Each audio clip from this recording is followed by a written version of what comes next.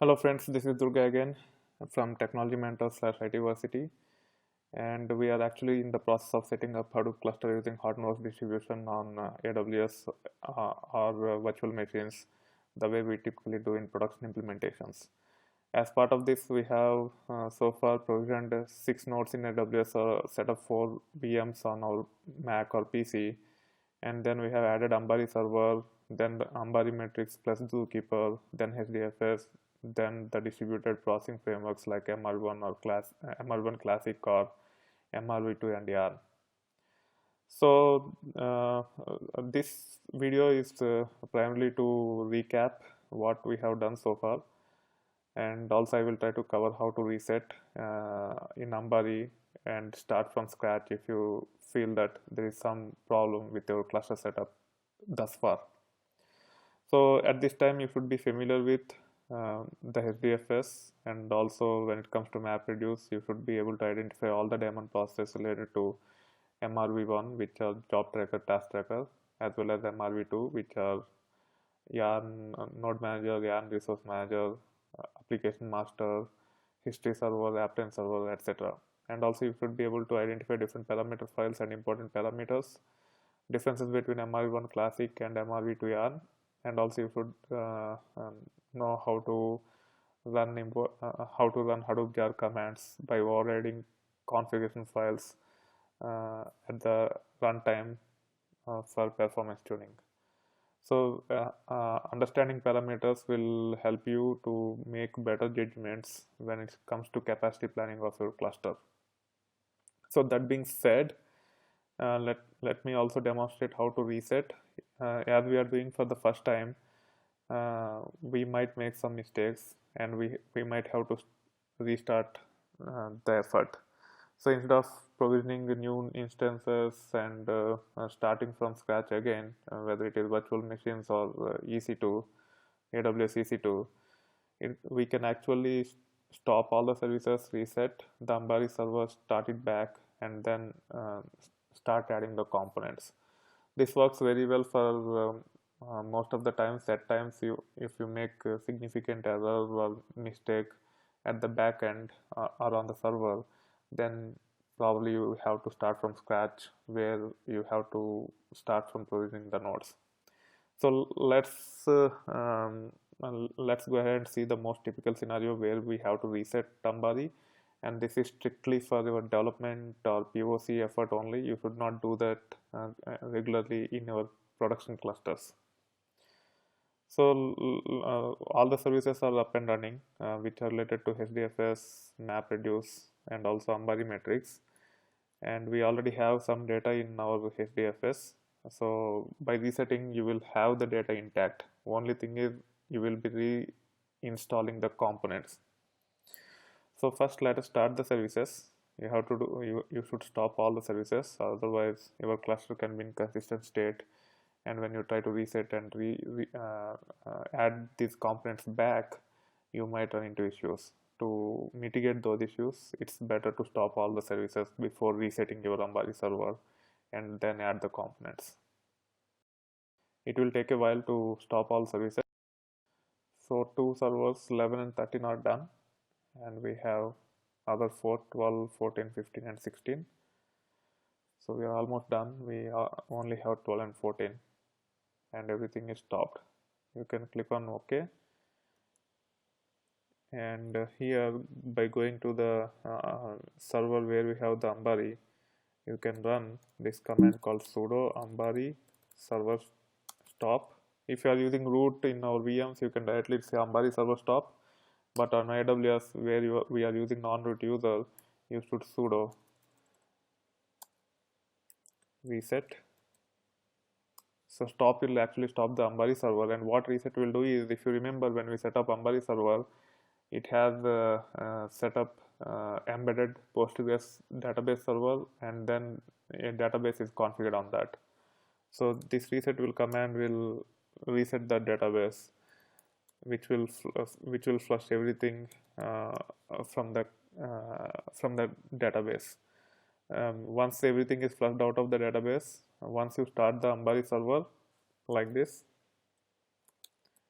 and go to the web interface. Once the server is started, you will not see any of the components. So it is still starting. Let's wait until it is started. It will take a few more seconds.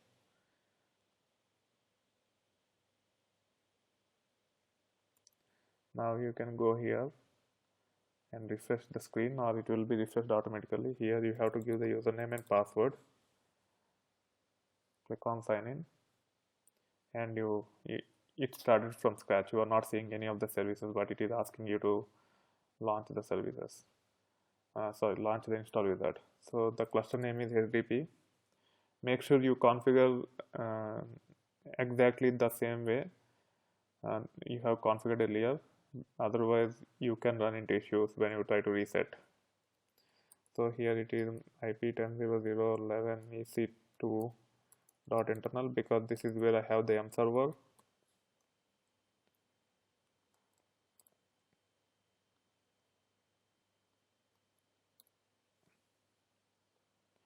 You can deselect these two things. Click on next, and we want IP 10.0.0.1126 dot EC2 dot internal. Then I have to copy the private key. This key is the one which is used at the time of provisioning your AWS instances.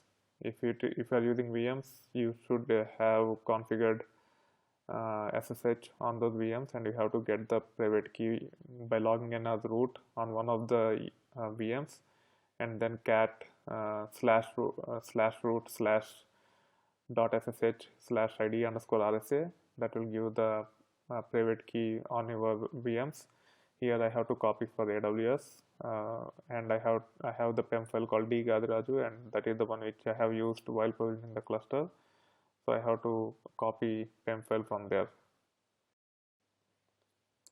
So I have copied the contents of my PEM file and pasting it here, and then here I have to give EC2 minus user if I am using AWS. If it is VMs, you can leave it as root.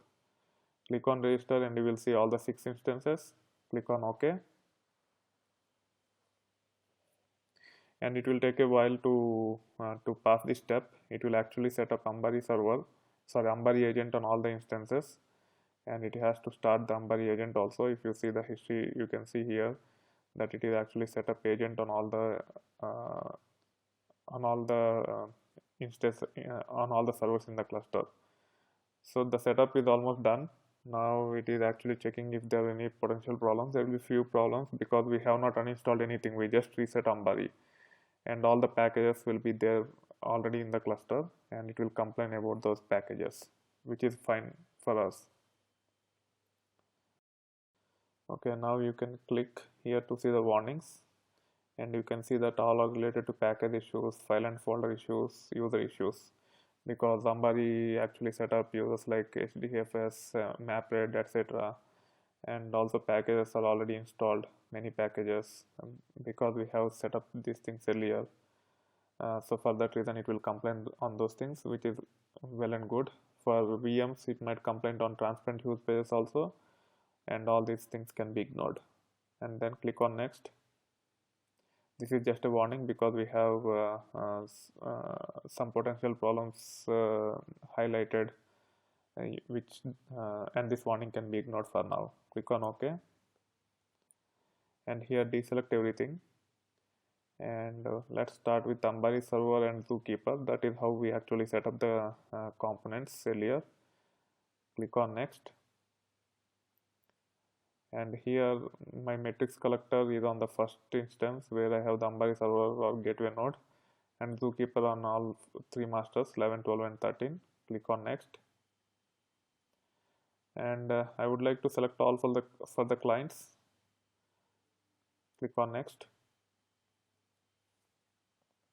and it will show you the parameters here. For Zookeeper and Ambari, we don't want to change anything, whether VMs or AWS. So just click on next, and once you see that and review the configurations which we are doing, just click on deploy, and it will start deploying Ambari metrics and Zookeeper on our cluster again. Okay, now it is actually setting up. So while running the installation, you can check what is going on in the as part of the installation. It will give you a fair idea about understanding all the components, remembering the terms, and troubleshooting the issues, going to the log files, everything you will get better at by clicking on those links and tracking what is going on. We are almost there. So it is starting the last component. I think there is some issue with it, but we will see.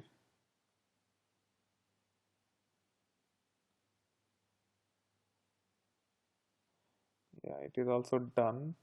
Yeah, that issue seems to be temporary. After few failures, it actually got the connection and it started successfully. Click on next, click on complete. So even if you are using VM, even if you see warnings, just click on complete, and as long as everything is green here, we are good to go. Sometimes I have observed that there are some issues with Ambari. Even if there are no issues, it will just highlight in yellow in the form of warnings, but when we actually got into the dashboard, everything will look clean.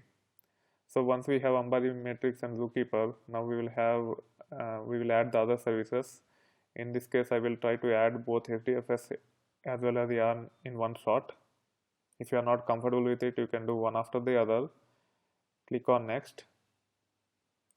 And on our 6 node cluster, I want to have name node on the second node, which is 12, secondary name node on the third node, which is 13, and history server, app timeline server, and resource manager I want to have on the third node, which is 13. When it comes to VMs, we have only 4 nodes, so all these things will be on the same node where you have the Ambari server. So make sure you have all these things on the server which we have 4 GB memory associated with it. Don't do that on the slaves. So in my example, I have everything on HDP server, which is this one. Right now it is down, so but I have if you are using VMs, make sure you have everything on the first server in our cluster, which is having 4 GB of RAM. And then click on next, and we want data nodes to be on 14, 15, 16, gateway to be on 14, 15, 16, and node manager on 14, 15, 16, and the client I want on 11. So when it comes to AWS, you will have only 4 entries, and the last the DN1, DN2, DN3 should have data nodes and node managers, and probably NFS gateways also, and the fourth one, which is HDP server, should have the client. Once that is done, you can click on next. Here it will ask you to customize your configuration parameters. If it is AWS, you can leave defaults, but if you are using VMs, probably you should reduce the data node Java heap size to 256 MB, so that you have more memory for your yarn. And then go to yarn. After HDFS reducing the data node heap size, go to yarn and change your container size, change your node memory to 1 GB, and minimum container to 512 MB, and maximum container size to be 1 GB. So you have to make those changes if you are using VMs. Don't leave defaults. And then you can go to the MapReduce too, and based upon the configurations in yarn, those will be reflected here as well. If you are not clear on this, go back to the my channel, go back to the previous videos in this playlist, which will talk about setting up of yarn plus MapReduce to, where I have covered playing with these parameters quite extensively, demonstrating on virtual machines. But if you are already comfortable with it, just make those changes in VM. Again, you have to have the first you have to change the node manager memory to 1 GB, and minimum container size to 512 MB, and maximum container size to 1 GB, and make sure in MapReduce 2 you have 512 MB for both map as well as reducer, and also the app master. I think for sort allocation it will have 256 MB, and you can leave as is. So these things will be adjusted automatically by making changes in yarn itself, but you should review them. Once that is done, you can click on next, and it will highlight all the high level details of your cluster. Review them and click on deploy.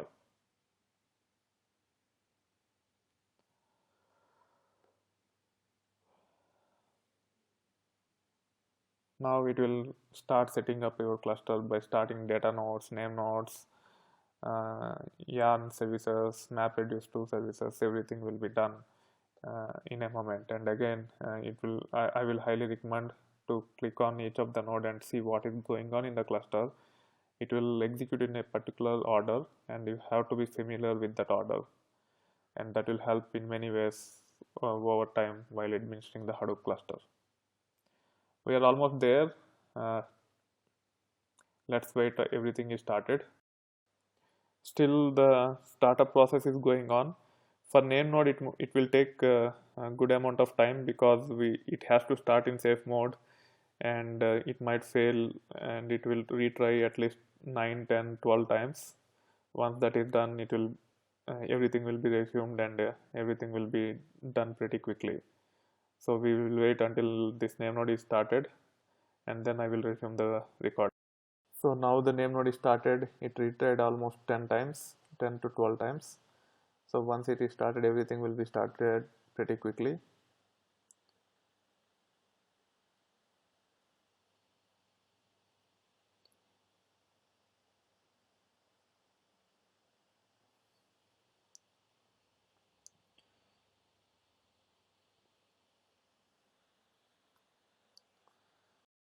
If you see, clients will be configured at the end. Everything else will be done, but client will wait until everything else is done. Once that is done, then only the clients will be installed on the gateway node or client node. We are almost there. So if you see, once the setup is done, actually on the gateway node, it has run the MapReduce job to make sure our cluster is configured successfully. So Ambari will take care of this, but it's a good practice, or it's a best practice that you also run a job to validate the cluster. So now everything is up and running. Click on next, click on complete, and it might ask you to restart the existing components like Ambari server or Zookeeper. We will see. Yeah, it is asking to restart the Ambari metrics server. We will click on restart. While it is restarting, we will also validate whether we have the data still on our cluster or not. For that, you can run what is that? Hadoop fs command.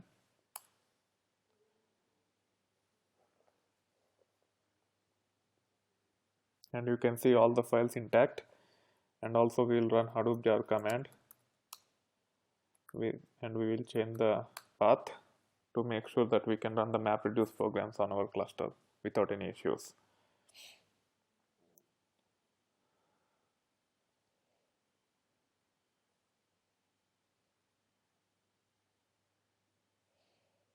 And it seems to be running fine. So we have reached a significant milestone. We have set up we have provisioned the nodes. We have set up several components like HDFS and MapReduce, which are core. And from here, it will kick off. We can add any components that are in the list pretty easily, and we will see those down the line. And also, we will, towards the end of the course, we will see how to take care of day-to-day operations using Ambari in this case. That being said, going back to the picture here, which I have explained earlier, we have provisioned the nodes and then start up the Hadoop core components, which is distributed file system and MapReduce. Non-MapReduce, there is nothing to configure. That when we actually set up the non-MapReduce tools like Impala, HBase, etc., you need to configure non-MapReduce components on each of the nodes in the cluster.